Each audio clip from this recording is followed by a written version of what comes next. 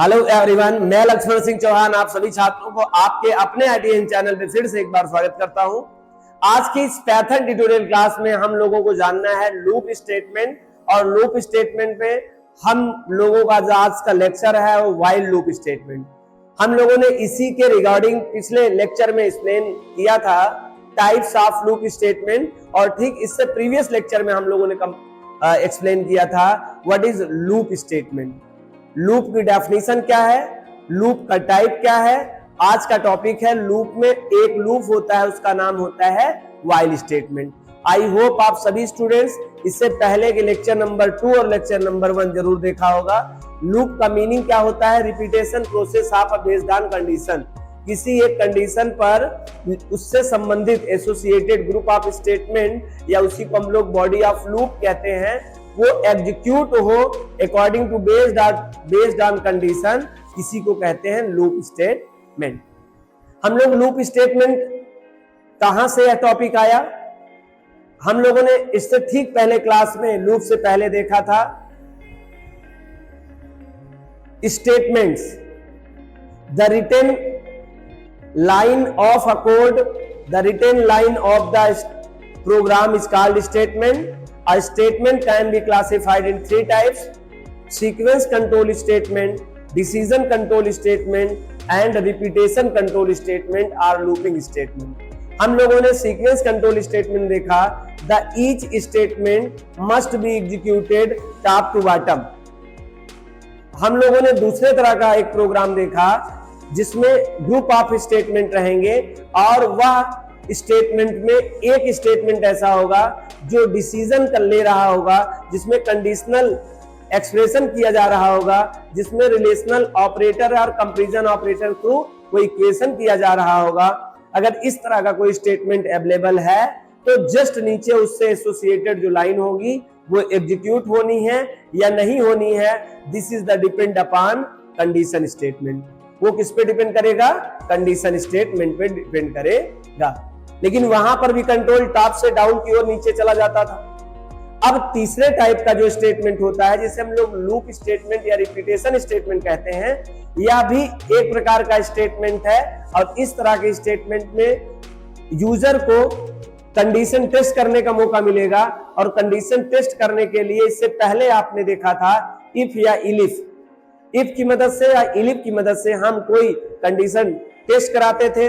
आप कहोगे सर हम लोग तो कंपैरिजन ऑपरेटर के थ्रू भी कंडीशन टेस्ट करा सकते हैं, लेकिन कंडीशन ऑपरेटर के थ्रू अगर आप कोई रिलेशनल ऑपरेटर या कंपैरिजन ऑपरेटर के थ्रू अगर कोई आप एक्सप्रेशन करते हैं तो उससे सेट ऑफ स्टेटमेंट जुड़े हुए नहीं होते थे। आपने देखा होगा इफ के साथ में अगर हम लोग कंपैरिजन इक्वेशन करते थे तो उससे संबंधित उसके ग्रुप ऑफ स्टेटमेंट हुआ करते थे। हम लोग उस कंडीशन के बिहाफ पर वो number of set of statement execute करा सकते थे। आई होप ये बात आपको समझ में आया होगा, क्योंकि प्रीवियस लेक्चर में हम लोगों ने बहुत डीप में ब्रांच ऑफ इफ स्टेटमेंट पढ़े हैं, simple if else and if elif else and nested if statement. वहां पर आपने देखा था या तो इफ से या तो इलिफ से हम एक कंडीशन टेस्ट कराते थे, और उस कंडीशन के बिहाफ पे ग्रुप ऑफ स्टेटमेंट लिखते थे, जिसे हम लोग बॉडी ऑफ इफ स्टेटमेंट कहते थे। इसी तरह से बॉडी ऑफ इल्स स्टेटमेंट हुआ करता था, और इसी तरह बॉडी ऑफ इलिफ स्टेटमेंट हुआ करता था। और बॉडी ऑफ के पहले जो टर्म कहा जा रहा है, ये बात स्पष्ट कर लीजिए कि कंडीशन ट्रू होने पर ही उसका बॉडी एग्जीक्यूट होगा, अदरवाइज नहीं एग्जीक्यूट होगा। ये तो प्रीवियस लेक्चर की बात थी। आज हम लोगों को सीखना है रिपीटेशन या लूपिंग या इटरेशन स्टेटमेंट। इसके अंतर्गत क्या होगा, यहाँ पे कंडीशन आप व्हाइल के माध्यम से टेस्ट कराएंगे, और कंडीशन टेस्ट हो उसके बिहाफ पे ग्रुप ऑफ स्टेटमेंट यहाँ भी हम लोग सेट किए रहेंगे। अगर वह कंडीशन सेटिस्फाइड होगा तो बॉडी ऑफ लूप स्टेटमेंट, आज हम लोग इसे बॉडी ऑफ लूप स्टेटमेंट कहेंगे। कल के दिन से क्या कहते थे, बॉडी ऑफ इफ स्टेटमेंट कहते थे, बॉडी ऑफ इल्स स्टेटमेंट कहते थे। आज हम लोग क्या कहेंगे, बॉडी ऑफ लूप स्टेटमेंट। तो बॉडी ऑफ लूप स्टेटमेंट के अंतर्गत कंडीशन अगर सेटिस्फाइड लूप की होगी तो उससे रिलेटेड नंबर ऑफ लाइंस जो लिखे हैं वो एग्जीक्यूट हो जाएंगे, अदरवाइज एग्जीक्यूट नहीं होंगे। आई होप आप लोगों ने इससे पहले का लेक्चर पढ़ा होगा। अगर आप नहीं पढ़े हो, पहली बार इस लेक्चर पे आए हैं, तो मैं आपसे रिक्वेस्ट करूंगा, एक सिस्टमेटिक वे से सभी लेक्चर आपको इसी डिस्क्रिप्शन लिस्ट में मिलेगा, वहां पे आप क्लिक करके एक सीक्वेंस मैनर्स में क्लास बाई क्लास अपने पाइथन थ्योरी को कंप्लीट कर सकते हैं। चलिए आज के क्लास में हम लोगों का टॉपिक है व्हाइल लूप स्टेटमेंट। बड़े ध्यान से समझना होगा, क्योंकि अगर आपको ये थ्योरी, ये कंसेप्ट अगर बात समझ में आ गया तो लूप स्टेटमेंट आपको बहुत इजीली तरीके से समझ में आ जाएगा। While loop is a type of loop statement. यहां पर आपको बताया गया है कि लूप स्टेटमेंट का टाइप है और स्टेटमेंट भी स्टेटमेंट का टाइप होता है। जरा बात को समझिएगा। While loop is a type of loop statement. ये तो पता है लूप स्टेटमेंट दो प्रकार के होते हैं, एक व्हाइल लूप स्टेटमेंट होता है, एक फॉर लूप स्टेटमेंट होता है। व्हाइल लूप स्टेटमेंट जो होता है वो कंडीशन अपना टेस्ट करता है, और व्हाइल लूप स्टेटमेंट लूप का ही स्टेटमेंट होता है। लूप दो टाइप के होते हैं, एक फॉर लूप स्टेटमेंट होगा और एक व्हाइल लूप स्टेटमेंट होगा। लेकिन मैं बात करूं कि स्टेटमेंट, ये लूप स्टेटमेंट भी किसके टाइप है, तो आप कहिए स्टेटमेंट के ही लूप स्टेटमेंट भी एक टाइप है। मेरी बात समझिए, मैं कह रहा हूं स्टेटमेंट में तीन तरह का स्टेटमेंट होता है, एक सीक्वेंस कंट्रोल स्टेटमेंट, दूसरा डिसीजन कंट्रोल स्टेटमेंट, तीसरा लूप कंट्रोल स्टेटमेंट। आप देख रहे हैं स्टेटमेंट तो तीन तरह का होता है। लूप स्टेटमेंट भी आपका दो टाइप का होगा, एक फॉर लूप स्टेटमेंट होता है, एक व्हाइल लूप स्टेटमेंट होता है। और इसी में का आप एक स्टेटमेंट पढ़ रहे हो, इसलिए इस लाइन को कहा गया है while loop is a type of loop statement. क्योंकि लूप स्टेटमेंट दो टाइप के होते हैं, एक फॉर लूप हो सकता है, लूप में दो तरह का लूप, फॉर लूप या तो व्हाइल लूप। हालांकि हमने इससे पिछले लेक्चर में टाइप्स ऑफ लूप स्टेटमेंट आपको बहुत अच्छे से एक्सप्लेन किया है, वहां से बात आपको क्लियर हो चुकी होगी। अगर आप लेक्चर में पहली बार हो तो वहां जाकर क्लियर कर लीजिएगा। Loop statement is a type of loop statement. Loop while loop जो होता है लूप स्टेटमेंट का ही एक टाइप है, लूप स्टेटमेंट का ऑफ पाइथन में लूप स्टेटमेंट का एक टाइप है, कौन सा स्टेटमेंट, व्हाइल लूप स्टेटमेंट। ये बात आपको समझ में आई होगी। व्हाइल इज अ कीवर्ड, एक बात और आपको क्लियर हो जाए, व्हाइल जो क्या है, व्हाइल एक कीवर्ड है। भले ही आपको कहीं पर लिखा हुआ W आपको पूरे सेंटेंस में अगर दिख जाए कैपिटल लेटर में, तो उसको आप ट्रीट करिएगा, आप उसको मानिएगा, जूम करिएगा कि वह स्मॉल केस में लिखा गया है। क्यों? अगर कीवर्ड है, और कीवर्ड में मोस्टली जितने भी कीवर्ड होते हैं वो स्मॉल केस में होते हैं, ये जरूरी नहीं है, लेकिन केस सेंसिटिव होते हैं। तीन ऐसे कीवर्ड हैं जिनके पहला कैरेक्टर कैपिटल में होता है। अगर उन तीनों को हटा लिया जाए तो टोटल नंबर आप जितने भी कीवर्ड होंगे पाइथन में, वो सब के सब कीवर्ड आपके स्मॉल केस में रिटेन होते हैं। तो always must be remember when you type और write on page are ideally be remembered written in small case. While is a keyword which help to, जिसकी मदद से टेस्ट द कंडीशन, जिसकी मदद से क्या करेंगे आप, कंडीशन टेस्ट करेंगे। This is the very most important word, test the condition. आप कहोगे या मैं आपसे पूछूं और ऐसे कौन से कीवर्ड है जिनकी मदद से आप टेस्ट कंडीशन करते थे अभी तक आपने जो पढ़ा होगा, आप कमेंट करके बता सकते हैं। अगर लूप स्टेटमेंट की मदद से हम कंडीशन टेस्ट कर रहे हैं, यहां बताया जा रहा है, तो क्या और भी कोई ऐसा कीवर्ड है जिसकी मदद से हम लोग अभी तक जो पढ़ चुके हैं, जो पढ़ने वाले उसकी बात नहीं कर रहे हैं, जो हम लोगों ने पढ़ा है अभी पास्ट में, क्या ऐसे कोई कीवर्ड आपको लर्न है, याद है, बता सकते हो कि कौन सा ऐसा कीवर्ड है जिसकी मदद से कंडीशन टेस्ट कर सकते हैं? यस, आप बता सकते हैं, वो है इफ और वो है इलिफ। दो ऐसे कीवर्ड रहे हैं इससे पहले हम लोगों ने पढ़ा है जिसकी मदद से हम लोग कंडीशन टेस्ट करते थे। तो अभी तक आप इफ और इलिफ जानते थे, आज के बाद आप और एक जान लीजिए कि व्हाइल के साथ भी हम लोग क्या कर सकते हैं, कंडीशन टेस्ट करा सकते हैं। बस अंतर क्या होगा, अगर आप एक साथ एक फैमिलियर्स को मानना चाहते हैं तो मैं आपका मिथ तोड़ दूं, बिल्कुल नहीं मानिए, एक तरह का है, एक तरह का मात्र समानताएं एक ये है कि दोनों ही कंडीशन टेस्ट करेंगे, लेकिन दोनों में विभिन्नताएं क्या हैं। आपके इफ और इलिफ में कंट्रोल सदैव टॉप टू बॉटम की ओर जाएगा, कभी लॉट के ऊपर नहीं आएगा। बट व्हाइल स्टेटमेंट के साथ में व्हाइल कंडीशन जब भी टेस्ट करेंगे उसमें का कंट्रोल जो होगा, जब उसके बॉडी ऑफ स्टेटमेंट को एग्जीक्यूट कर चुकेगा तो बाहर को नहीं जाएगा, फिर से कम back of the while statement में आएगा, जबकि इफ और इलिफ में ऐसा नहीं होता था। आई होप ये थोड़ी सी डीप बात है, लेकिन आपने अगर लेक्चर पढ़ा होगा तो ये बात समझ में आ रही होगी। मैं क्या कहना चाहता हूं, मैं ये कहना चाहता हूं कि अगर इफ की कंडीशन टेस्ट होती थी तो इससे एसोसिएटेड स्टेटमेंट एग्जीक्यूट होते थे और कंट्रोल सीधा बाहर जाता था। कभी भी कंट्रोल ऊपर नहीं गया होगा, ना इफ में गया और ना ही इलिफ में आपने कंडीशन टेस्ट किया होगा तो उसके बॉडी ऑफ स्टेटमेंट को एग्जीक्यूट करने के बाद ऊपर गया होगा। सदैव कंट्रोल नीचे की ओर आया है। ये एक अप्रोच है, इसे हम लोग प्रोग्रामिंग का एग्जीक्यूशन अप्रोच बोलते हैं, जो टॉप टू बॉटम और बॉटम टू अप होता है।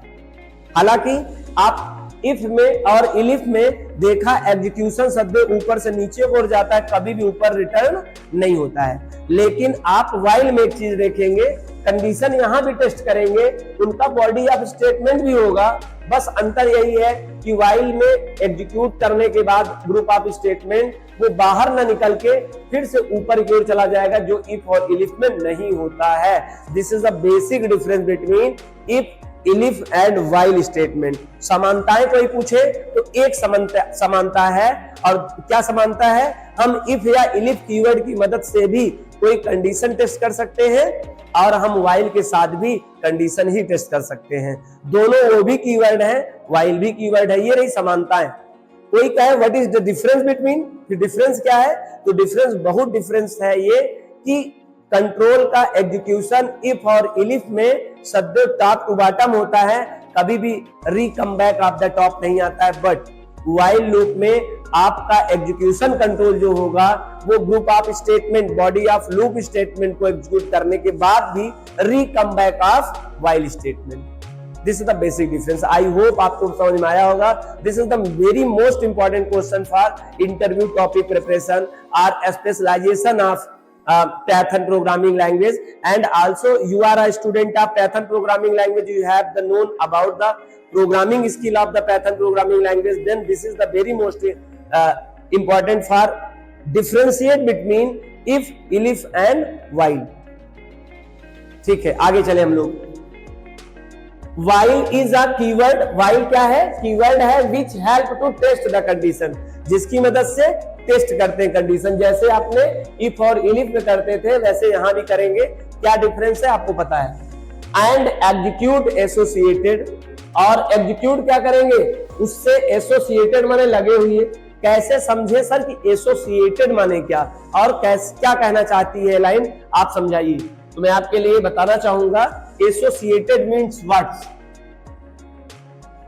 देखिए, जब तक आपको कंसेप्ट नहीं क्लियर समझ में आएगा, लूप आपको कभी नहीं समझ में आएगा। याद कर लेंगे आप, प्रोग्राम भी बना लेंगे, लेकिन जब भी कोई आपका कोई प्रॉब्लम सॉल्व करना होगा सच में रियल में अकेले बैठ के, तो वहां आपको कंफ्यूजन होनी है, क्योंकि without deep knowledge, without root knowledge we can not develop the pure program of your life. अपने पूरे लाइफ में एक कमेंट है आपके लिए, लेकिन ये सच में मेरा कमिटमेंट है कि बिना डीप नॉलेज के आप सॉफ्टवेयर डेवलपमेंट नहीं कर सकते। रट के तो बिल्कुल नहीं किया जा सकता है, और रट के नहीं किया जा सकता, समझ के किया जा सकता है। समझ के लिए आपका कंसंट्रेट होना, आपको पेशेंसफुल होना बहुत इंपॉर्टेंट है। चले, अटेंशन रखें, बात को समझे मैं क्या कह रहा हूं। अभी तक मैंने टेस्ट द कंडीशन में क्या बताया, मैंने बताया कि कंडीशन टेस्ट करने वाले और भी है, इफ और इलिफ, इनकी मदद से भी कंडीशन हम लोग टेस्ट किया करते थे, इनकी मदद से। और आज हम उसके पैरेलल में क्या आ गया है, व्हाइल आ गया है। व्हाइल में भी हम लोग क्या करेंगे, कंडीशन टेस्ट करेंगे। सर ये क्या कहा गया, and execute associated set of statement. Associated set of statement का मतलब ये है कि आप चाहे इफ में ध्यान दीजिए, आपने इंडेंटेशन मार्क लगाया था, आपने इलिफ में भी इंडेंटेशन मार्क लगाया होगा, कहने की बात है तो इल्स में भी आपने लगाया होगा। और जब भी ये कभी चिन्ह आ जाएगा, इसका मतलब समझिएगा, इसे ग्रुपिंग स्टेटमेंट ऑपरेटर ही कहते हैं। क्या कहते हैं? Grouping statement operator. अगर ये लग गया तो ये साक्षात प्रमाण इस बात का है, ये डेफिनेटली ये प्रूफ हो चुका है, कंपाइलर को समझ में आ चुका है कि इससे संबंधित कुछ ग्रुप ऑफ स्टेटमेंट है। अगर ये कंडीशन ट्रू होगी तो मुझको वो एग्जीक्यूट करना है, मैंडेटरी है। तो इसीलिए इफ के बाद आप कंडीशन टेस्ट करने के बाद आप इसके एक साइड में होके, क्योंकि जब भी आप इंडेंटेशन मार्क लगाते हैं तो ideally automatically shift the cursor 4 space under 4 space आपका शिफ्ट कर देता है। तो अगर ये ऑपरेटर लगा इंडेंटेशन मार्क तो इसका मतलब होता है ग्रुप ऑफ स्टेटमेंट। तो इस कंडीशन के बिहाफ पे बंध गया। ये कंडीशन अगर ट्रू हुआ तो ये statement definitely will be executed by compiler. ये बात आंतरिक रूप से सेट है। अगर ये एक लाइन हुआ तो एक लाइन का एग्जीक्यूशन करेगा कंडीशन सेटिस्फाइड होने के बाद, और अगर ये 1 करोड़ लाइन हुआ, 1 लाख लाइन हुआ, फिर भी वो सब के सब को एग्जीक्यूट करेगा। कब करेगा? जब आपका कंडीशन सेटिस्फाइड होगा तब करेगा। This is the very most important. करेगा तब जब कंडीशन ट्रू होगा तब। अगर कंडीशन फॉल्स होगा तो ये इस कंडीशन के साथ बंधी हुई लाइन है। एसोसिएटेड का मतलब होता लगा हुआ। किससे लगा हुआ? कंडीशन टेस्ट करेंगे उसी के साथ लगे हुए कुछ स्टेटमेंट होंगे, उसी को हम लोग बॉडी ऑफ लूप स्टेटमेंट कह रहे हैं। एक समय था इसी को हम लोग बॉडी ऑफ इफ स्टेटमेंट कहते थे, एक समय था इसी को हम लोग बॉडी ऑफ इलिफ स्टेटमेंट कहते थे। कब? अब बताइए, अगर इस तरह के स्टेटमेंट को हम लोग क्या कहेंगे? बॉडी ऑफ इफ स्टेटमेंट, क्योंकि इफ कंडीशन के साथ यही तो इनकी बॉडी है। और इसी तरह से इलिफ में भी हम लोग क्या करते थे? कंडीशन टेस्ट करते थे, और उनके भी ग्रुप ऑफ स्टेटमेंट थे, तो हम लोग उनको क्या कहते थे? Body of elif statement.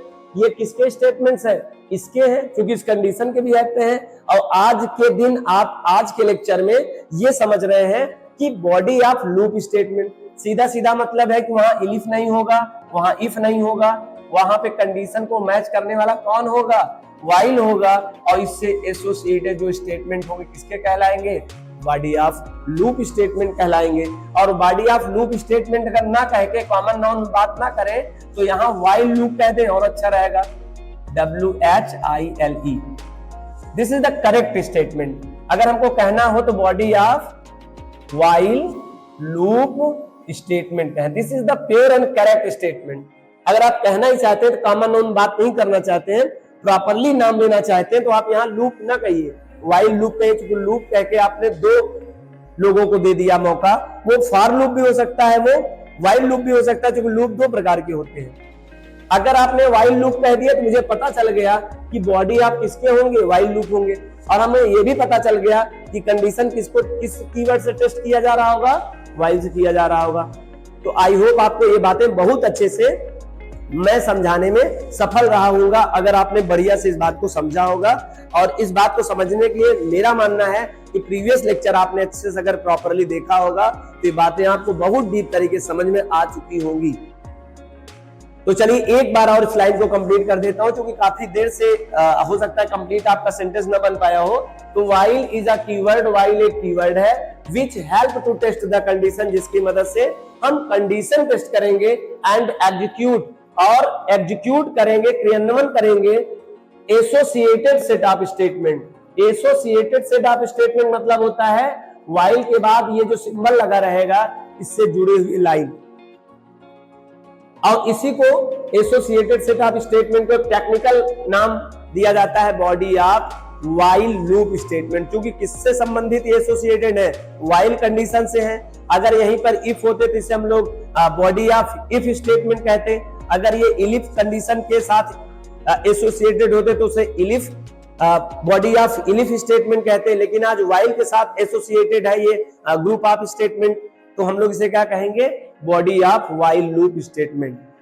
I hope आपको अब ये बात बहुत डेफिनेटली और करेक्टली आपको ये बात समझ में आ गई होगी। नेक्स्ट लाइन अपने सामने है और वो है while. While loop statement is also called to entry control loop statement. हमने कल के प्रीवियस क्लास में, नेक्स्ट प्रीवियस क्लास में जो भी एक्सप्लेन किया था, टाइप ऑफ लूप किया था, और वहां पे मैं लूप के टाइप में अकॉर्डिंग टू वेरियस कैटेगराइज करके लूप को अलग अलग तरह से एक्सप्लेन किया था। मैं फिर से यहां से आपसे रिक्वेस्ट करूंगा कि यदि आप इससे पहले का lecture types of loop statement और उससे पहले का एक lecture what is loop statement नहीं देखा है, तो प्लीज अगर दोनों प्रीवियस लेक्चर देखने के बाद ये लेक्चर देखेंगे तो डेफिनेटली आपको लूप स्टेटमेंट कभी ना भूलने वाला स्टेटमेंट बन जाएगा। तो चलिए, एंट्री कंट्रोल लूप स्टेटमेंट इसे कहते हैं because control do not entry, क्योंकि कंट्रोल जो होगा वो एंट्री नहीं करेगा in body of loop statement. और यहां बॉडी ऑफ लूप स्टेटमेंट ना क्या कहेंगे, body of while loop statement. Body of while loop statement मतलब होता है जो भी इंडेंटेशन मार्क रहेगा उससे अंदर शिफ्ट जो ग्रुप ऑफ स्टेटमेंट होंगे, एसोसिएटेड सेट ऑफ स्टेटमेंट को हम बॉडी ऑफ लूप स्टेटमेंट कह रहे हैं। मतलब आपका बॉडी ऑफ स्टेटमेंट तब तक एग्जीक्यूट नहीं होगा जब तक कि पहले आप कंडीशन टेस्ट नहीं कर लेंगे, अनटिल द लूप कंडीशन। और लूप कंडीशन ना कहे कि हम लोग वाइल लूप कहें, बार बार नहीं कंफ्यूज होंगे आप। While loop condition statement will be satisfied are to, जब तक कि आपका लूप का जो कंडीशन होगा, लूप में वाइल लूप के साथ जो कंडीशन टेस्ट कर रहे हैं, जब तक वो टेस्ट नहीं होगा तब तक कंट्रोल आपका बॉडी आप में एंट्री नहीं कर पाएगा। इसी कारण is also called to entry control loop statement. Loop statement according to entry बात किया जाए दो टाइप के हुआ करते थे, एक एंट्री कंट्रोल लूप स्टेटमेंट, दूसरा एग्जिट कंट्रोल लूप स्टेटमेंट। लेकिन एग्जिट कंट्रोल लूप स्टेटमेंट जो डू वाइल था वो एक्सटेंडेड प्रोग्रामिंग लैंग्वेज का था, C++ तक वो सीमित था, तो वहां पर एग्जिट कंट्रोल लूप स्टेटमेंट हुआ करता था। But Python do not allow, Python में डू वाइल लूप अलाउ नहीं करता है, तो आप कह सकते हो एग्जिट लूप स्टेटमेंट भी पाइथन में नहीं यूज होता है, केवल एंट्री कंट्रोल लूप स्टेटमेंट होता है। और एंट्री कंट्रोल लूप किसे कहते हैं, वाइल लूप कहते हैं। क्यों कहते हैं, क्योंकि आपके लूप के बॉडी ऑफ स्टेटमेंट को एग्जीक्यूट किया जाए, आपका कंट्रोल वहां जाए, उससे पहले एक शर्त से अपनी जांच फिट करके आनी पड़ती है। अगर condition will be satisfied then execute are entry of the body of statement, otherwise do not permitted the body of statement. ये बात यहां बताया गया। आगे देखें, in while loop statement test a condition, while loop statement में condition test किया जाता है and must be ended with indentation mark. एक आपको इमेजिनेशन बताया जा रहा है, सिंटैक्स आपको बहुत अच्छे समझ में आएगा जब लाइनें आपको समझ में आएंगी। जरा देखिएगा, the while loop statement test a condition statement must be. While loop जो होता है वह एक कंडीशन को टेस्ट करता है और must be ended with indentation mark, और लास्ट में इंडेंटेशन मार्क होता है। जरा ये लाइन आपको याद सी आ रही होगी, जैसे कोई कह रहा हो the if statement test the condition statement and must be ended with indentation mark. आपने देखा होगा, मैं बार बार इफ और इलिफ की बात क्यों कर रहा हूं, क्योंकि प्रीवियस लेक्चर में आपके पास वही एक ऐसा चीज है जिसके साथ आप कंपेयर करके बातों को समझ सकते हैं। तो यहां देखिए, इफ के साथ में कंडीशन आप टेस्ट किया करते थे, आपको याद होगा, और कंडीशन के बाद इंडेंटेशन मस्ट होता था। आपने इलिफ के साथ भी देखा था, कंडीशन टेस्ट किया करते थे और इंडेंटेशन मार्क हुआ करता था। यही लाइन आज के इस लेक्चर में वाइल के साथ बताया जा रहा है कि वाइल अपना कीवर्ड होगा, वहां भी कंडीशन टेस्ट किया जाएगा, वो भी इंडेड विथ इंडेंटेशन मार्क होगा।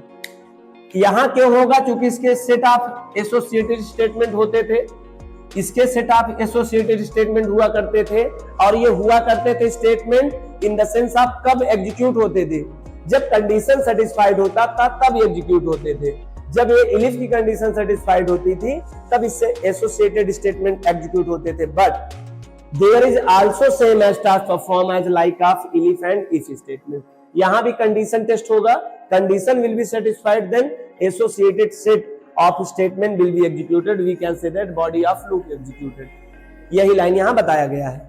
चलिए आगे चलते हैं। The while loop statement will be decided. जो वाइल लूप स्टेटमेंट होता है वो डिसाइड करता है, क्योंकि वहां कंडीशन होता है, कंडीशन भी कोई डिसाइड करता, चाहे इफ हो चाहे इलिफ हो, डिसाइड तो वही करता था कि आपके बॉडी ऑफ स्टेटमेंट को एग्जीक्यूशन होना है कि नहीं होना है।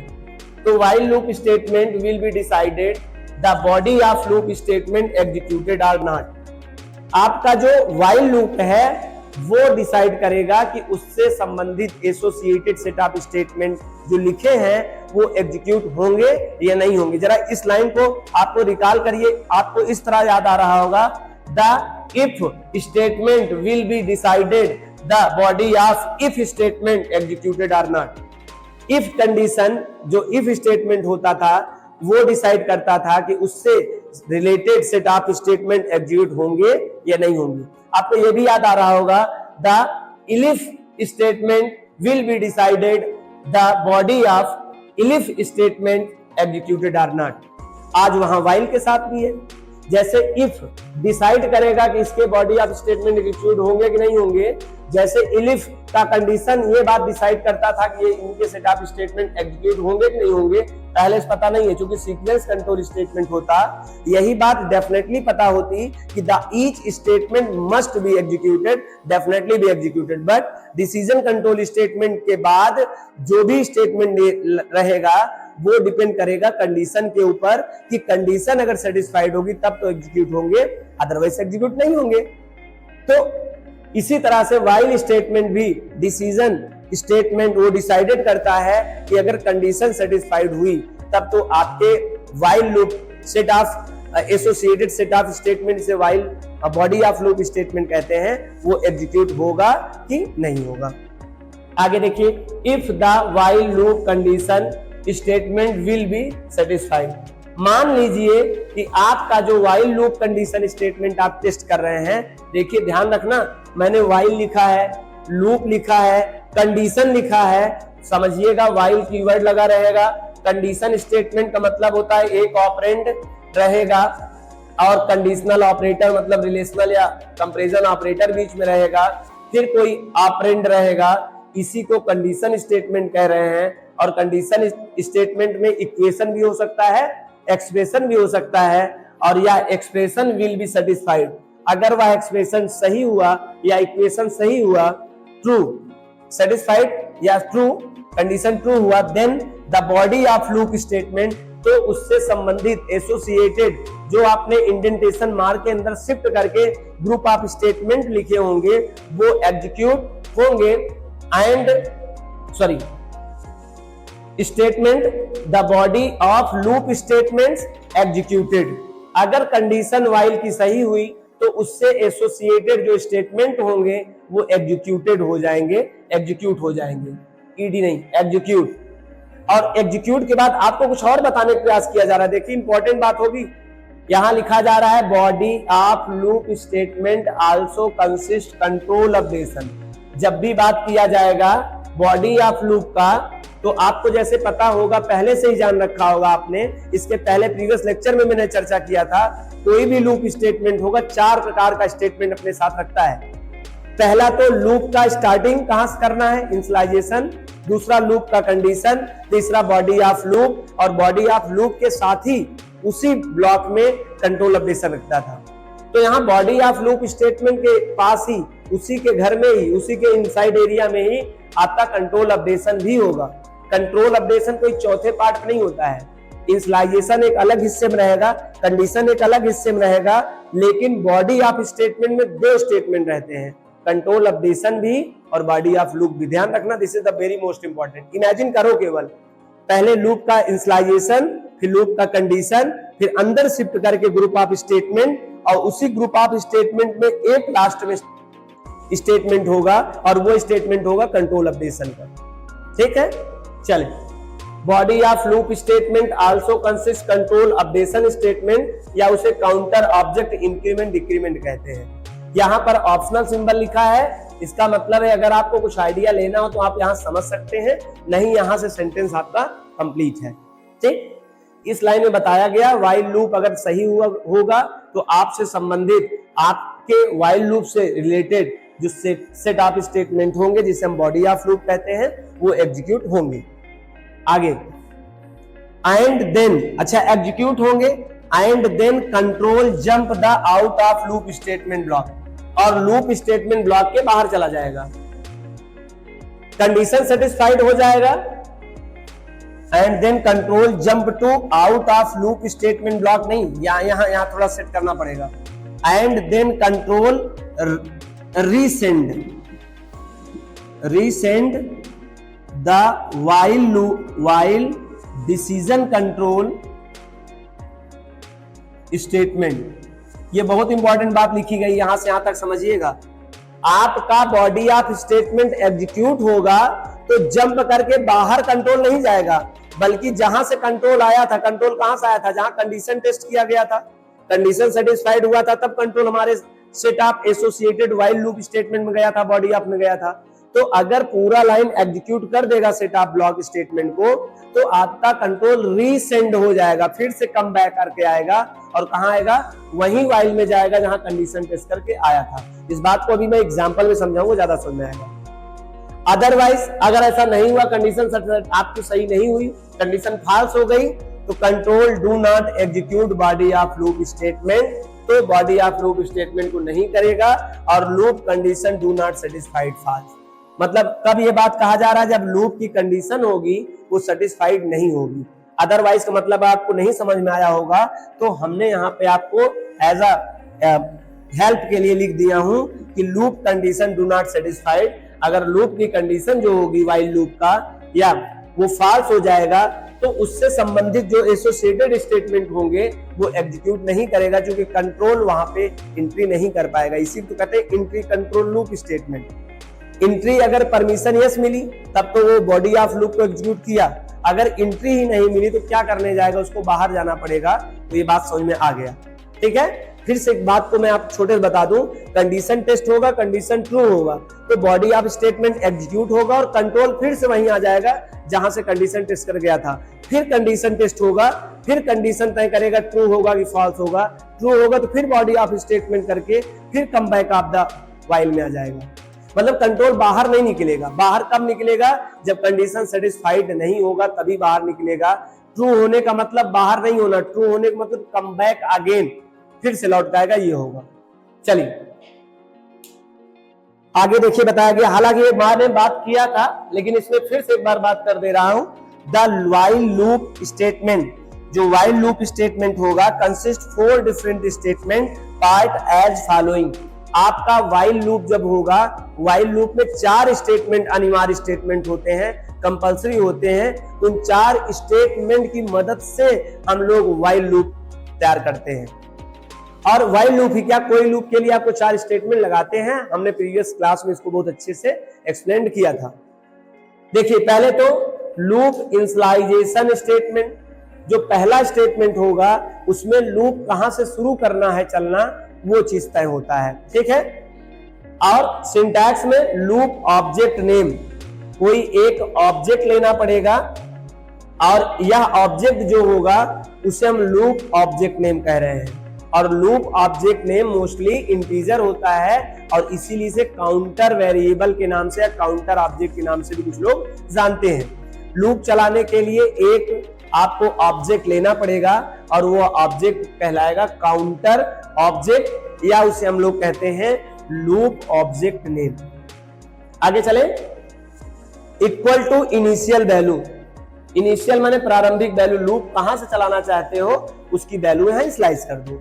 आगे बताया गया, it also called to loop control object name. Actually में इसी को जो मैंने अभी आपको एक्सप्लेन किया वाइस से, वही लिखा हुआ है कंटेंट, कि इसी को हम लोग लूप ऑब्जेक्ट नेम को हम लोग काउंटर ऑब्जेक्ट नेम के नाम से भी जानते हैं। दूसरा स्टेटमेंट क्या होगा, लूप कंडीशन या टर्मिनेशन स्टेटमेंट। लूप कहां से स्टार्ट करेगा यह पहला लाइन होता है, लूप अंत कब होगा लूप का, ये दूसरी बात होती है। क्योंकि हम लोग प्रीवियस क्लास में देखे थे, मोस्टली लूप जो बनाए जाते हैं वो फाइनाइट होते हैं। फाइनाइट का मतलब होता है एक समय अंतराल में होंगे, भले वो एक लॉन्ग टाइम के लिए हो, 1 से लेकर 10 तक चले, 1 से लेकर 50 तक चले, 1 से लेकर 1 लाख बार तक चले, लेकिन देखो फाइनाइट टाइम तक चलेंगे। कहां से कहां तक, तो यहां पर कहां तक वाली बात है कि लूप का कंडीशन या टर्मिनेशन स्टेटमेंट होगा। सिंटैक्स क्या होगा, व्हाइल का, देखो मैंने चारों पार्ट का अलग अलग सिंटैक्स बताया, अभी मैं चारों का सिंटैक्स अलग बताऊंगा, अभी व्हाइल का सिंटैक्स नहीं बता रहा हूं, मैं चारों पार्ट का सिंटैक्स बता रहा हूं, इतना डीप में एक्सप्लेन कर रहा हूं कि आपके लिए बहुत ही बढ़िया तरीके से ये समझ में बात आ जाए। अगर आप थोड़ा सा भी पेशेंस और अपना इंटरेस्ट इसमें रखेंगे बात को समझने के लिए डीप तरीके से, तो आपको बहुत अच्छे से बात समझ में आ जाएगी। लूप इनिशियलाइजेशन स्टेटमेंट में लूप ऑब्जेक्ट नेम होता है, इनिशियल वैल्यू होता है, इसे लूप इनिशियलाइजेशन कहते हैं। दूसरा स्टेटमेंट लूप कंडीशन स्टेटमेंट होता है, व्हाइल रहेगा, ऑपरेंड 1 रहेगा, यहाँ पे रिलेशन ऑपरेटर रिलेशनल ऑपरेटर रहेगा, ऑपरेंड 2 रहेगा। आप सबको पता होगा जो रिलेशनल ऑपरेटर या कंपैरिजन ऑपरेटर होता है वो बाइनरी ऑपरेटर होता है, और binary operator need to 2 operands, तो एक ऑपरेंड इस साइड होगा, एक ऑपरेंड इस साइड होगा, और दोनों ऑपरेंड चाहे डायरेक्ट होंगे चाहे इनडायरेक्ट होंगे। डायरेक्ट इन द सेंस आप या तो आप कांस्टेंट वैल्यू डायरेक्ट आप चेक करा रहे होंगे, या तो किसी ऑब्जेक्ट पर रख के उसको चेक करा रहे होंगे। अच्छा, यहाँ पे कंपैरिजन ना भी आप दे दो, अगर डायरेक्ट एक वैल्यू भी दे दोगे फिर भी वो बात ले लिया जाता है, उसको मैं और डीप में एक्सप्लेन करूंगा। और यहाँ इंडेंटेशन लगाना है। आपने 2 स्टेटमेंट पढ़ लिए, लूप इनिशियलाइजेशन स्टेटमेंट और loop condition termination statement. Loop initialization statement में एक ऑब्जेक्ट नेम लेंगे आप कोई भी और उसकी कुछ इनिशियल वैल्यू रख देंगे, आप ये कहलाएगा लूप इनिशियलाइजेशन स्टेटमेंट। दूसरा बताया जा रहा है जब भी लूप का कंडीशन आप टेस्ट करोगे तो सबसे पहले लिखोगे व्हाइल, फिर क्या लिखोगे, पैराथेसिस ऑप्शनल होता है, चाहे लगाएं चाहे ना लगाएं, ये आपके ऊपर डिपेंड करता है। ऑपरेंड 1 हमने कहा 1, और फिर कहा रिलेशनशिप ऑपरेटर हमने कहा ग्रेटर देन, और ऑपरेंड कर दिया 0, और यहां लगा दिया कोलन साइन। याद रखना ये भी सिंगल लाइन का स्टेटमेंट होता है, मतलब loop initialization statement is a single line statement and also loop condition termination statement is also called to single line statement.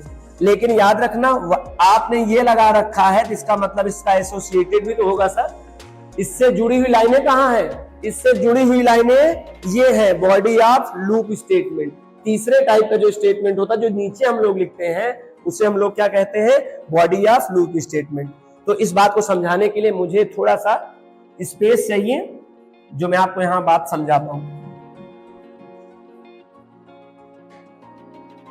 अगर आपको ये अलग अलग सिंटैक्स समझ में आ जाएगा तो आपको कंप्लीट सिंटैक्स डायरेक्टली समझ में आएगा। ये देखिए हमने लिखा i is equal to 1, this is a loop initialization statement. While लगाना पड़ेगा, व्हाइल कीवर्ड है, और क्या लगाना पड़ेगा, आपको कंडीशन टेस्ट करना पड़ेगा। आप जैसे लिख दिया 5 इज ग्रेटर देन 0, और क्या लगा लिया आपने, इंडेंटेशन मार्क। ये दूसरा स्टेटमेंट हुआ, फर्स्ट सेकेंड। ये पहला statement loop initialisation, second loop condition या loop termination statement, third body of loop statement. इसी को क्या कहेंगे हम लोग, बॉडी ऑफ स्टेटमेंट्स। और इसी बॉडी ऑफ स्टेटमेंट में चौथा होगा कंट्रोल अपडेशन। कंट्रोल अपडेशन, और कंट्रोल अपडेशन स्टेटमेंट में क्या बताया गया है, देखिए loop object name plus plus या माइनस माइनस। तो हम यहां पर कंट्रोल अपडेशन में क्या करेंगे, i is equal to i plus 1 या फिर i is equal to i minus 1। आप देख पा रहे हैं चारों, ये तीसरा रहा बॉडी ऑफ लूप स्टेटमेंट और ये चौथा रहा। ये 4 स्टेटमेंट किसी में भी होंगे, तो चारों स्टेटमेंट के आप सिंटैक्स अगर आप समझ चुके हो तो आइए हम लोग एक कंप्लीट सिंटैक्स देखते हैं। What is the syntax of while loop statement, और कंप्लीट सिंटैक्स देखते हैं। हम लोग यहां पर फर्स्टली क्या करेंगे, पहले तो सिंटैक्स लिखेंगे, फिर सिंटैक्स बाद क्या लिखेंगे, इसमें फ्लो चार्ट उसका डिजाइन करेंगे, डाटा फ्लो डायग्राम, और इसमें क्या करेंगे, एग्जाम्पल बनाएंगे, तो कंप्लीट आपको बात समझ में आ जाएगा। सबसे पहले हम लोग क्या लिखेंगे, सिंटैक्स लिखेंगे। सिंटैक्स में क्या लिखना है आपको, सबसे पहले अदर स्टेटमेंट, क्योंकि जरूरी नहीं है कि हमारे व्हाइल कीवर्ड से ही हमारा प्रोग्राम शुरू हो। आपका व्हाइल कीवर्ड से ही शुरू हो या लूप से ही शुरू हो, जरूरी नहीं है, ठीक है। आपका ऊपर भी कुछ लाइनें हो सकती हैं और वो लाइनें स्टेटमेंट हम लोग कहते हैं। तो अदर स्टेटमेंट कहलाएंगे। एक भी हो सकते हैं, एक से ज्यादा भी स्टेटमेंट हो सकते हैं। फिर क्या होगा, आपका लूप का इनिशियलाइजेशन होगा। लूप INITIALI इनिशियलाइज, लूप का इनिशियलाइजेशन, लूप का इनिशियलाइजेशन होगा। और लूप का इनिशियलाइजेशन अभी आपको मैंने सिंटैक्स बताया था, अभी आपको काम आएगा। फिर क्या रहेगा, व्हाइल कंडीशन इंडेंटेशन मार्क, और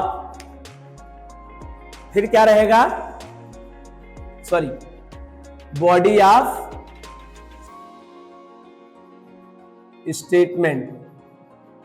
और ये एक भी हो सकता है, एक से ज्यादा लाइन भी हो सकता है। यहीं पर कहीं और होगा क्या, कंट्रोल अपडेशन, कंट्रोल अपडेशन। और याद रहे ये शिफ्ट में होंगे, इनके बराबरी में कभी नहीं आएगा। ये मैं जो मार्जिन बताने की कोशिश कर रहा हूं, यही बताने की कोशिश कर रहा हूं। अगर यहां पर आप कुछ लिखेंगे तो वो आउट ऑफ स्टेटमेंट कहलाएगा, और उसे हम लोग अदर स्टेटमेंट कहेंगे, अदर स्टेटमेंट्स। आप इसे अपर स्टेटमेंट भी कह सकते हो, क्योंकि व्हाइल के ऊपर का जो स्टेटमेंट होगा अपर कहलाएगा, जो नीचे होगा वो लोअर स्टेटमेंट कहलाएगा या बॉटम स्टेटमेंट कहलाएगा। आप देख रहे हैं जो आपका लूप स्टेटमेंट है इतना ही है। आप इन चारों का स्टेटमेंट देखिए, पहला लूप इनिशियलाइजेशन, ये दूसरा लूप कंडीशन, तीसरा बॉडी ऑफ लूप। और बॉडी ऑफ लूप में ही होता है, ध्यान रखना, बॉडी ऑफ लूप में ही कंट्रोल अपडेशन भी होता है। और ये चौथा है बॉडी ऑफ लूप स्टेटमेंट। आप देख सकते हैं तीन हिस्से हैं, पहला हिस्सा लूप इनिशियलाइजेशन, दूसरा हिस्सा व्हाइल कंडीशन स्टेटमेंट, और तीसरा हिस्सा बॉडी ऑफ लूप स्टेटमेंट। और तीसरे हिस्से में दो स्टेटमेंट, बॉडी ऑफ लूप भी रहेंगे और लास्ट में कंट्रोल अपडेशन भी रहेगा। आई होप आपको सिंटैक्स बात समझ में आ गई। चलिए, ये सिंटैक्स आपको समझ में आ गया। अब सिंटैक्स के बाद हम लोग इसका फ्लो चार्ट देखते हैं। Data flow diagram, data flow diagram of loop statement. और लूप में कौन से statement, while loop, data flow diagram of while loop. और data flow diagram of while loop में सबसे पहले तो हम प्रोग्राम शुरू करेंगे, तो हम लोग कह रहे हैं स्टार्ट, फिर लूप इनिशियलाइजेशन है, तो ये रहा लूप इनिशियलाइजेशन, लूप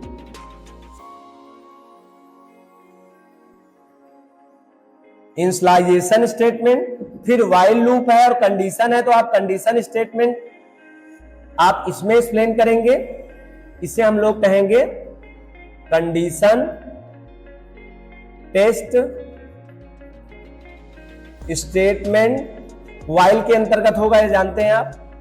आपको बताया कंडीशन या तो क्या होता है, फॉल्स होता है, या तो क्या होगा, ट्रू होगा। तो यहां पर या तो ट्रू होना है कंडीशन, या तो क्या होना है, फॉल्स होना है। अगर कंडीशन ट्रू हुआ, अगर कंडीशन ट्रू हुआ तो इसके अंतर्गत कुछ लाइनें होंगी, और वो लाइनें कहलाएंगी बॉडी ऑफ लूप स्टेटमेंट। और किस लूप की, व्हाइल लूप स्टेटमेंट कहलाएगा। और इसी में, इसी बॉडी ऑफ लूप के अंतर्गत कंट्रोल अपडेशन भी रहेगा बॉडी ऑफ लूप के अंतर्गत ही।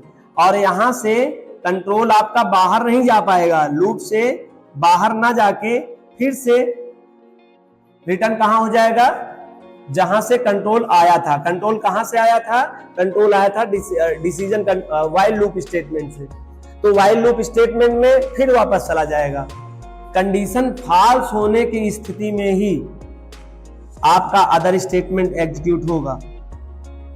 क्योंकि आप देखिए यहां क्या लिखे हैं, body of statement, control updation बाद अदर स्टेटमेंट। तो यहां क्या रहेगा, अदर स्टेटमेंट्स। और अदर स्टेटमेंट के बाद ही आप एग्जिट हो पाएगा कंट्रोल आपका।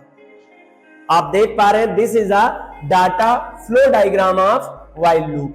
फिर समझिए, आपका प्रोग्राम शुरू होगा, पहला स्टेटमेंट क्या कहलाएगा? This is the first statement, loop initialization. This is the second statement, condition. This is the third statement and body of loop. और बॉडी ऑफ लूप में ही अंदर क्या यूज होगा? ये चौथा रहा, जिसे हम लोग क्या कहेंगे? Control updation. ये तीसरा और चौथा एक ही ब्लॉक के अंतर्गत रहता है, जबकि पहला और दूसरा अलग ब्लॉक के अंतर्गत रहता है। तो आई होप ये आपको समझ में बात आ गया। यहाँ पर चारों स्टेटमेंट आपके साथ अवेलेबल है। आइए इसी बात को एग्जाम्पल के थ्रू समझा जाए। एग्जाम्पल ये है कि write a program print IT hunt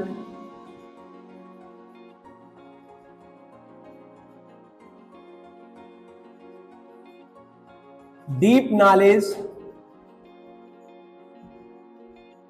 and defer to other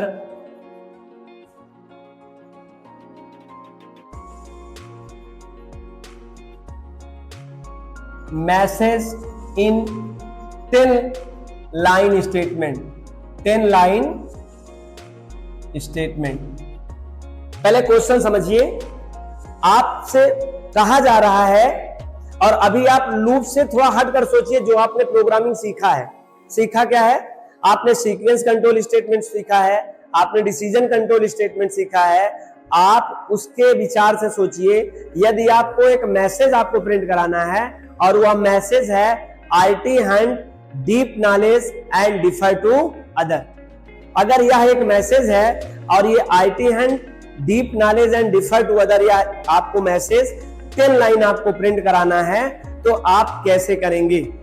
सामान्य तरीके से सोचेंगे। और सामान्य तरीके से सोचने का मतलब क्या? यदि प्रीवियस के नॉलेज के अकॉर्डिंग सोचेंगे, लूप से पहले सोचेंगे, तो केवल ये सोच सकते हैं कि सर, या तो एक प्रिंट में मैं 10 बार IT hunt deep knowledge and defer to other या मैसेज /n, फिर से IT hunt deep knowledge and defer to other /n 10 time लिख दूं एक ही प्रिंट में, तब छप जाएगा, 10 लाइन में आ जाएगा। या सर मैं /n नहीं देना चाहते हैं आप, तो 10 प्रिंट के अंदर IT hunt deep knowledge and defer to other ये मैसेज 10 बार कर दूं। मैं क्या कहना चाहता हूं, मेरी बात समझिए। मैं अगर अभी सोच पाऊं तो प्रिंट के अंदर मैसेज क्या है? मैसेज क्या है? IT hunt deep knowledge and defer to other ये मैसेज है। या तो मैं 10 लाइन में इसको करूं और रन करूं तो 10 लाइन दिखाई देगा, या बहुत कुछ अगर आप सीक्वेंस कंट्रोल स्टेटमेंट से कुछ करना चाहेंगे तो एक काम कर सकते हैं, आप बार बार जो प्रिंट लिख रहे हैं उससे बच सकते हैं। आप बार बार /n लिख के एक ही प्रिंट में लिख दीजिए, लेकिन लिखने का काम IT hunt deep knowledge and defer to other यह मैसेज 10 बार तो लिखना ही पड़ेगा आपको। आप बात तो ये 10 बार की है, अगर ये 10 नहीं, अगर 10 लाख बार करना होता, 10 लाख टाइम अगर आपको रन कराना होता, मतलब प्रिंट कराना होता यही लाइन, सेम लाइन, तो आप कैसे करते? आपके लिए 10 लाख टाइम आपको लिखना पड़ता। This is the very boring task of the programmer, या प्रोग्रामर के लिए काफी कॉम्प्लेक्स टास्क होता और बड़ा टाइम कंज्यूमिंग और स्पेस कंज्यूमिंग टास्क होता। आपको याद होगा जब मैंने लूप स्टेटमेंट बताया था, वहां बताया था कि इसी काम करने के लिए लूप स्टेटमेंट का निर्माण किया गया है। मोस्टली प्रोग्रामिंग लैंग्वेज में, एक्सटेंडेड प्रोग्रामिंग लैंग्वेज में भी हुआ करता है। रिड्यूस ऑफ द स्टेटमेंट, अगर आपको वही रिपीट काम कराना है, रिपीट काम क्या कराना है? रिपीट काम ही तो है IT hunt deep knowledge and defer to other। फिर एक लाइन में, दूसरी लाइन में भी वही IT hunt deep knowledge and defer to other, तीसरी लाइन में भी सेम, चौथी में सेम, पांचवी में सेम, छठी में सेम, 7th में सेम ही सेम तो करना है। तो while लूप स्टेटमेंट या लूप स्टेटमेंट कहता है if you want to execute a repeated task then use to loop statement. तब आपको क्या यूज करना चाहिए? Loop statement. I am very helpful whenever you execute the same task in each execution. अगर आप चाहते हो प्रत्येक कंडीशन को टेस्ट करने के बाद वही सेम अगर आपको कोई चीज करना है, बारंबारता करना है, कंटिन्यूअसली वही काम करना है, तो आप क्या यूज कर लीजिए? आप यूज कर लीजिए लूप स्टेटमेंट। लूप स्टेटमेंट आपको बार बार इजीली से वही काम कराता रहेगा। ठीक है, चलें तो इस प्रोग्राम को करने के लिए आइए हम कैसे व्हाइल में करते हैं इस बात को समझते हैं। क्वेश्चन में फिर रिपीट कर दूं, एक प्रोग्राम बनाना है जिसमें IT hunt, deep knowledge and differ to other, या एक मैसेज है, ये मैसेज 10 लाइन में आपको प्रिंट कराना है। ठीक है, तो सबसे पहले मैं आपसे कहूंगा, सबसे पहले तो कमेंट लिखते हैं आप लोग, कमेंट लिखेंगे।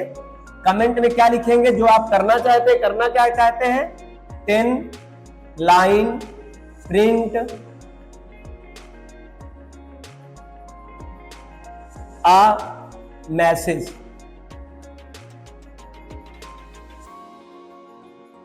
और मैसेज में क्या मैसेज है आपको पता है, वो आप लिख सकते हैं, IT hunt, deep knowledge and differ to other. आप सभी को पता होगा this statement is a non executable statement because this is a comment section, this is a comment line of programming language. Python programming language में hash symbol के साथ अगर आप इस तरह का कंटेंट लिखते हैं तो यह सोर्स कोड से आगे इसको कंपाइलर एग्जीक्यूट नहीं करेगा, और जब कंपाइलर इसको बाइट कोड में नहीं कन्वर्ट करेगा तो आगे इसको पीबीएम मशीन कोड में नहीं कन्वर्ट करेगा, तो ये यहीं का यहीं रह जाएगा, आगे फॉरवर्ड नहीं होता है। तो कमेंट एक बेस्ट हैबिट्स है, इससे पता चल जाती है यूजर को या अगले व्यक्ति को या प्रोग्राम क्या कर रहा है। जैसे अभी कोई आया हो, ज्वाइन किया हो लेक्चर, तो कहेगा 10 line print a message IT hunt, deep knowledge and differ to other. Sir ये प्रोग्राम बना रहे हैं, तो आपको आसानी समझ में आ जाएगा। आगे टाइटल है, we can say that, title से लोगों को समझ में आ जाता है, this is title, this is other statement, इसी को हम लोग अदर स्टेटमेंट कह सकते हैं। अब बात क्या करें, जब भी कभी सिंटैक्स अकॉर्डिंग चलेंगे, सबसे पहले क्या होता है, लूप इनिशियलाइजेशन। लूप इनिशियलाइजेशन का सिंटैक्स आपको याद होगा, अभी अभी मैंने इसी लेक्चर में सबसे लास्ट में जब थ्योरी पढ़ा रहे थे तो लिखा था सिंटैक्स क्या होगा। अगर आप सच में वहां आपको याद होगा तो कितना आसान होने वाला है, आपको इसका सिंटैक्स खुद बना सकते हैं आप, एग्जांपल भी। सबसे पहले मैंने बताया था वहां पर कि ऑब्जेक्ट नेम होगा इक्वल टू लूप की इनिशियल वैल्यू होगी। तो एक ऑब्जेक्ट ले लीजिए नेम, और ऑब्जेक्ट नेम आप ले सकते हैं आई ही लिख सकते हैं। बहुत सारे स्टूडेंट पूछते हैं या उनको कंफ्यूजन रहता है, और मोस्टली आपने देखा भी होगा या आगे देखेंगे किसी भी प्रोग्रामिंग लैंग्वेज की बुक्स में या कहीं पर भी आई ही ऑब्जेक्ट नेम बार बार लिया जाता है और बच्चे बड़े कंफ्यूज रहते हैं। कुछ को तो यह मिथ कंसेप्ट हो जाता है कि सर सद्यो लूप के लिए counter object I he use करना चाहिए, वो बार बार आई यूज करते हैं। कभी आई के बजाय जे उनको कह दो, कहते सर जे नहीं बल्कि आई, लिख भी देते तो काट के लिखते हैं आई। पहले ये कंफर्म कर लीजिए, कोई भी ऑब्जेक्ट नेम हो सकता है, this is not mandatory your object name is I. I जरूरी नहीं है कि आपका हो, लेकिन आई क्यों यूज करेंगे, मैंने आपको बताया था शुरुआत के लेक्चर में कि very object name should be appropriate and short. तो आई फॉर इटरेशन, लूप को हम लोग इटरेशन भी कहते हैं, इटरेशन वेरिएबल है या इटरेटर वेरिएबल है, इटरेटर ऑब्जेक्ट है, क्यों नाम इसका नाम क्या रखा जाए, आई। इसी कंसेप्ट से किसी ने आई दिया और आज बड़े परंपरागत तौर से आई उपयोग होता है लूप के लिए। तो मैं भी आपको आई लिखूंगा, लेकिन कारण बता के लिखूंगा। अगर आप आई लिखना चाहते हैं तो इसका कंसेप्ट क्या है, लेकिन ये कतई जरूरी नहीं है कि आपको लूप में आई ही लगाना पड़ता है। This is a loop counter object name equal to loop कहां शुरू करना चाहते हैं, कितना लाइन लिखना है, 10 लाइन लिखना है। तो 10 लाइन अगर आपको लिखना है तो गिनती चाहे 10 से 20 तक कर लीजिए, चाहे 50 से 60 तक कर लीजिए, चाहे 100 से 110 तक कर लीजिए, चाहे 1000 से 1010 कर लीजिए। आप कोई भी चाहे तो कर सकते हैं, आप चाहे तो 1 से 10 भी कर सकते हैं।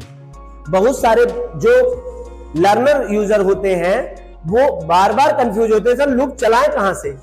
ये कोई तय नहीं होता लूप कहां से चलाएं, बस ध्यान ये देना होता है कि वो चलना चाहिए 10 टाइम, और 10 टाइम चलने के लिए 1 से 10 तक चलेगा, कोई गिनती करेगा फिर भी वो 10 होगा, कोई 10 से 20 तक गिनेगा फिर भी नंबर आप 10 ही होगा, कोई 20 से 30 गिनेगा फिर भी नंबर ऑफ 10 होगा।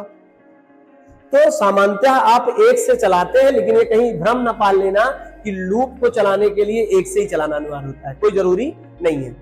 आई का मान क्या रख दिया आपने, 1 रख दिया आपने। ये रहा लूप का इनिशियलाइजेशन, और सिंटैक्स आपको याद होगा, सिंटैक्स वर्डिंग सही किया। आइए याद करके बताइए, लूप का जो सेकंड स्टेटमेंट होता है, लूप का कंडीशन, उसको कैसे दिया जाता है। तो आपको याद होगा, मैंने वहां राइट किया था, आप फिर से बैक करके वीडियो लेक्चर देख लीजिएगा, वहां समझ लीजिएगा। तो वहां मैंने लिखा था वाइल। वाइल एक कीवर्ड है, तो स्मॉल लेटर में होना चाहिए वाइल। वाइल के बाद मैंने आपको याद होगा बताया था पैराथेसिस इज ऑप्शनल, चाहे आप लगाएं चाहे ना लगाएं। लगा देने से थोड़ा इंडेंटेशन मार्क एक प्रॉपर्ली दिखाई देता है, मात्र फॉर्मेटिंग के लिए दिस इज नॉट कंपल्सरी कि आप वाइल के साथ पैराथेसिस लगाएं, ठीक है। वाइल के बाद आपको कंडीशन टेस्ट करना रहेगा। अब कंडीशन में आपको सोचना पड़ेगा। कंडीशन क्या सोचना पड़ेगा, आप कह दो I less than or equal to 10। इससे तय हो गया 1 से चलेगा, और कब तक चलेगा लूप, 10 तक चलेगा। और ये 10 तक क्यों चला रहे हैं सर, अगर आप भूल जाए तो फिर से पढ़े एक बार question. Write a program print a message, और मैसेज में क्या है, IT hunt deep knowledge and differ to other message in 10 line statement. आपको 10 टाइम करना है, यहां पर 10 टाइम लिख सकते हैं अगर आप कंफ्यूज हो तो। 10 टाइम स्टेटमेंट, 10 बार आपको क्या करना है, वही स्टेटमेंट बार बार छापना है। 10 टाइम स्टेटमेंट, या आप इसे मैसेज कहे, नहीं आप कंफ्यूज हो जाएंगे। मैसेज इन 10 टाइम, मैसेज तो आपने स्टार्ट ही किया शुरू से, मैसेज इन 10 टाइम। तो 1 से गिनती शुरू किया हूं और 10 तक किया हूं। यह बात तो क्लियर हो चुका है कि लूप का शुरुआत होगा 1 से, क्योंकि लूप का काउंटर वेरिएबल, लूप को काउंटर वेरिएबल कहते हैं काउंट करने के लिए। लूप का जो गिनने वाली चीज है, काउंटर वेरिएबल 1 रखा हूं, और उसका लूप का एंडिंग टाइम क्या रखा हूं, 10 रखा हूं। इससे पता चल जाएगा कि ये 10 बार तो चलने वाला है, 10 टाइम तो चलेगा। और चलेगा तो उससे संबंधित कुछ बॉडी आप लूप तो कर दीजिए सर। मेन उद्देश्य क्या है, जो कोर टास्क होता है उसी को करने के लिए लूप डिजाइन किया जाता है। अभी तक कोर टास्क आपका नहीं आया है। कोर टास्क माने जो करने आए हो लूप के माध्यम से। करने क्या है, एक मैसेज प्रिंट कराना चाहते हैं, तो आइए इस मैसेज को लिख दीजिए। और ये इंडेंटेशन मार्क है, जिसे हम लोग group of statement, grouping statement operator कहते हैं। यहाँ पर इसका मतलब इससे संबंधित कुछ स्टेटमेंट होगा। एक लाइन भी हो सकता है, एक से ज्यादा भी हो सकता है, लेकिन हम लोग केवल एक ही लाइन लिखेंगे, क्योंकि एक ही लाइन में हम लोग के लिए प्रोग्राम है। यहाँ पे i इक्वल टू 1 1 से 10 बार चलेगा, लेकिन अपना कंटेंट क्या है, कंटेंट ये है कि IT hunt deep knowledge and differ to other, ये मैसेज प्रिंट होना चाहिए। तो हम क्या करेंगे, यहां पे PRINT प्रिंट, और मैसेज क्या है, मैसेज जो भी है, हम मैसेज यहां नहीं लिख रहे हैं, आपको जो भी लिखना हो आप यहां लिख सकते हैं। हम इसको केवल IT हंट लिख रहा हूं, IT हंट, जिससे आपको बड़े अच्छे से दिखाई दे। बाकी और कुछ कंटेंट लिखा हो तो लिखा जा सकता है। और अभी आपको क्या करना है, ये रहा body of loop. Control updation चौथा चीज होता है, इसी के अंदर यूज होगा, इसी के अंदर अब उपयोग करना पड़ेगा। मैसेज में केवल एक ही लाइन का मैसेज है।